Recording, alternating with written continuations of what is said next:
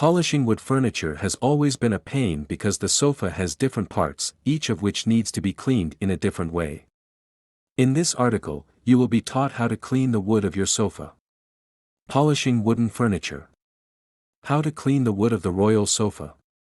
If the furniture wood is polished, use special polishing solutions or paraffin to electrify it.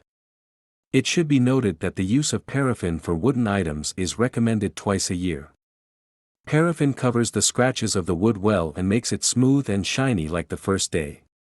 The special polishing solution can be used 3 to 4 times a year. Remember to use cloth gloves when cleaning and polishing wooden items and wooden parts of furniture so that your fingerprints do not remain on the wood.